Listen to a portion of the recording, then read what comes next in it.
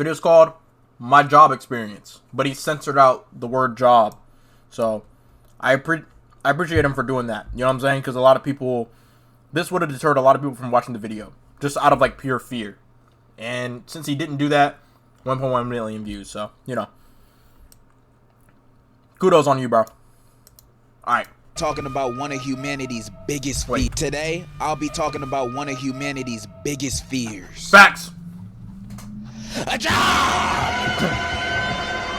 This is a horrifying path that almost everybody will have to eventually face in their life, whether we like it or not. And most of the time, we don't. But everyone has to get their bread somehow. So we just gotta suck it up and pray that we win the lottery or our parlay hits one day. Because let's be for real, nobody want a job. Like, unless you got real aspirations for a certain type of work, I think most of us, if given a magical opportunity to get paid however much you get paid now and not work that job again, we would take it. Because most of us see jobs as a way to get by in life and try to make ends meet.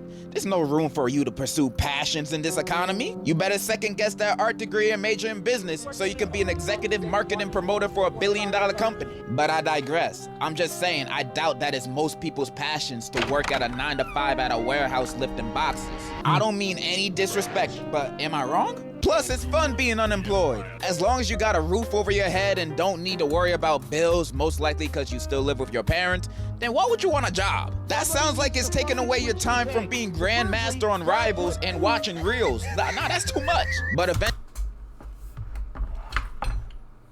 Now, in Season 5, that couldn't be more true. I'm gonna be honest, gang. It's sweaty out here in these streets, bro. It's really sweaty. Like, I'm scared, bro. For real. Season 2.5. This flying meta. Don't even get me started on it, bro. But, yeah.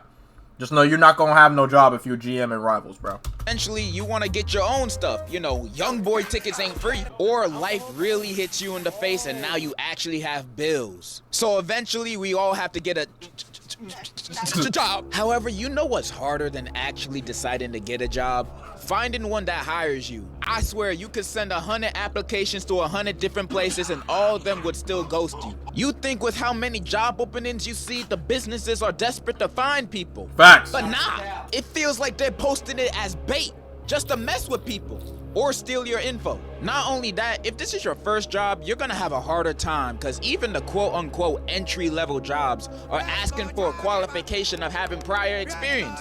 Like, isn't that what this job is for? How is someone supposed to get experience and not be homeless while almost every decent paying job requires that? And trying to apply for a job on LinkedIn or Indeed is like sending your application into a void. I swear none of those people be reading them. You could have the most stacked profile on LinkedIn.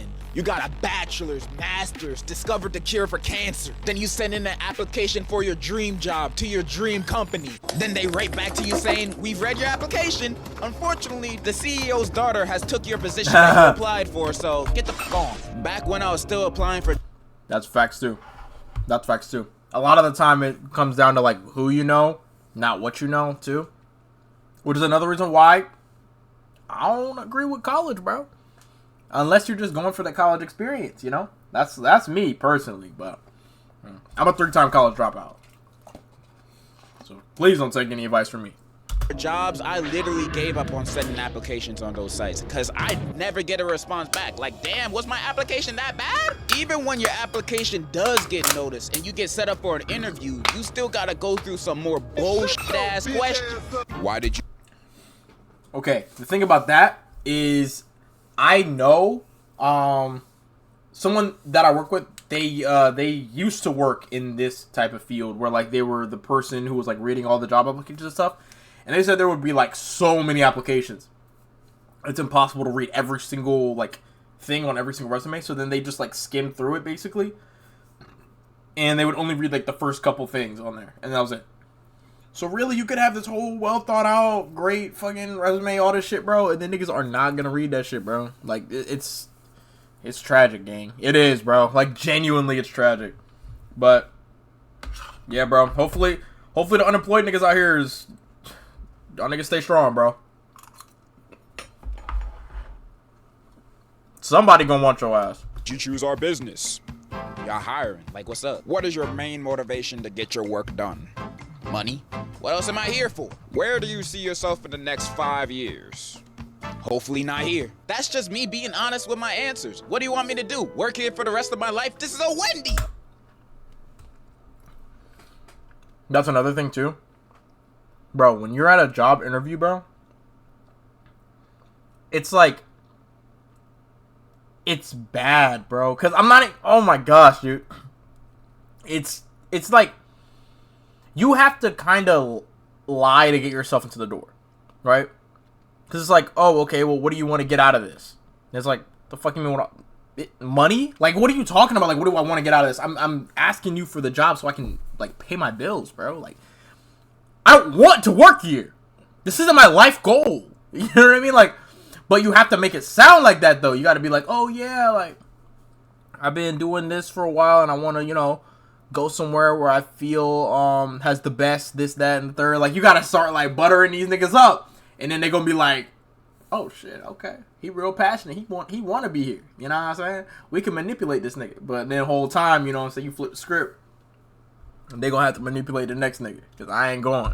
So you gotta lie with any question they ask. You Fast. have to make yourself look as good as possible. So you gotta fake it till you make it. Even if they asked you a stupid question like, would you still work this job even if there was no pay? You say, absolutely. I always wanted to be a slave. Congratulations. You have successfully become employed. The end of your life starts Tuesday. After starting a job, I feel after the first week, you can find out whether you like it or quit it the next month. And it won't be the job itself to motivate this decision. It's your boss and coworkers. Jiggle my ball.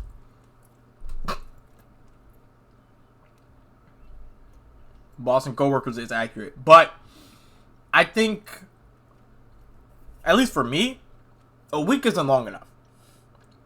Because I need to understand, like, the actual, like, from top to bottom, I need to understand why are we doing what we do. Because a lot of the times it's a lot of, like, dumb processes. Because, I mean, like, you know, the real workers, right? You guys know. It's a lot of stupid processes, right? And you're like, you start asking the question why a lot. And then once you realize that, like, oh, this is actually just brain dead, you either innovate or you just kind of deal with it. And maybe try to figure out a system that's just easier for you without ruining the whole, like, cycle. And, you know, just go from there. Have an easy time at work. Or you try to be that change you want to see and then try to change the entire operation. And that's going to take a very long time. And time that might not be worth it at the end of the day because they might still be able to shoot that down. So, just saying. They can make or break this whole thing. If you happen to get a chill boss and co-workers you can vibe with, that's amazing. That's how my last real job was. I used to be a waiter for weddings and other events. That job low-key had me stressing because I wasn't good at the start. I was awkward taking orders, I would mess up orders, and one time I even dropped a whole tray of food I was carrying at the wedding. Best believe I didn't get tips that day. And what would get me kinda jealous is that some of my co-workers would walk out and carry 2 trays full of food on one shoulder. Like, damn, bro, are you Samoan? Those trays are mad heavy and so out of balance. But you know what kept me going? It was the fun time I had with my coworkers and boss. They were cool as hell. We had a carpool to get to the events. It was always a vibe and a good time. They made my experience. Imagine working a 16-hour shift and walking out of it happy. One day I clocked in for a double shift for a wedding and a Sweet 16 at 9:30 a.m. and clocking out at 1:30 a.m. Granted, I was dead after that shift and had to take off my shoes more than once, but I got $60 worth of tips and went to Wawa after work, so I felt like Gucci. And I believe I only felt like this because the environment I was around was nice. Sometimes. I've had to serve some aggressive people at some points. Yeah, it's my birthday today. What can I get out here for free?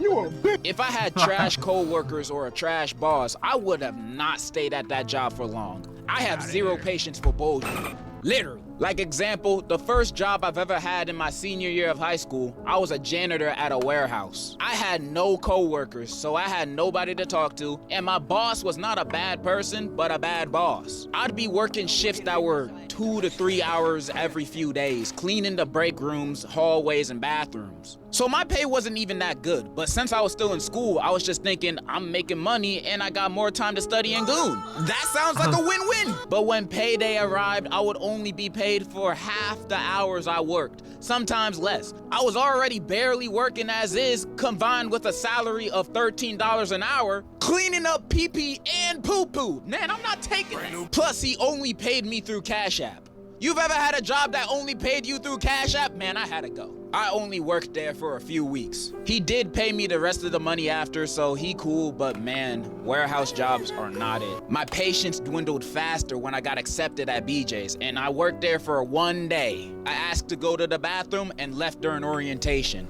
I discovered they weren't what they advertised. How you gonna call yourselves BJ's without expecting people to have certain expectations? That's false advertising. So I left. That wasn't really the reason. I just didn't want to work in the freezer.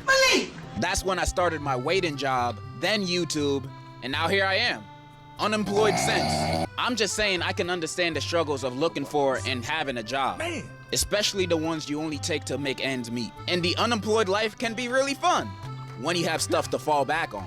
If not, it will only be short-term satisfaction. Eventually, you have to get a career, deal with any of the shortcomings of it, and do that for the rest of your life. The American dream!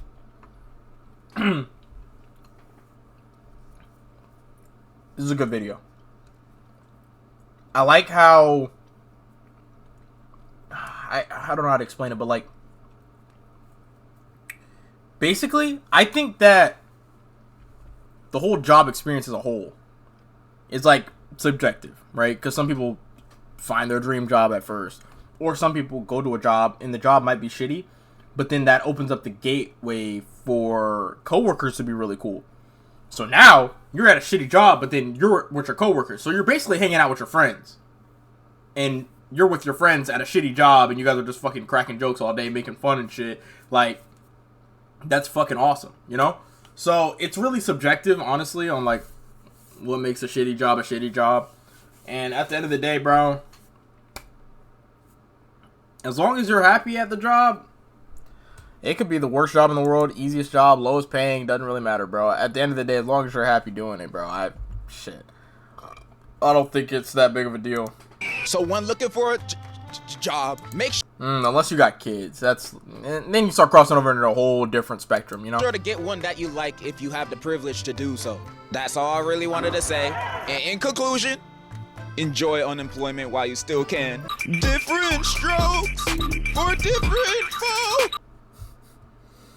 Warning, he uses the J word in this video. Stay unemployed with this. Instead of 2 pounds. Companies putting up fake job postings should be a crime, and that shit doesn't feel legal at all. Facts! No! What was it? I forgot what the company was. But, like, basically there was a company that was, like, doing job applications, or job openings and stuff. This was a couple years ago, though. And, like, there was a whole bunch of people that applied. No one got the job because they had the thing open. They, like, had an open spot for a spot that wasn't real. I don't understand why they did that, but, like, that just doesn't make any sense to me. The actual position wasn't real because they were, like, trying to work on getting the position, but then it never happened, and they just never deleted it off the site. So then a bunch of people were applying and would, like, hearing nothing back. It was a weird situation. I'm like, bro, why do they be doing that shit, bro? Like, dead ass. Like, why do they do that, bro? I don't know. I'm sure there's probably, like, a good reason for it. But I wouldn't be able to lie, though.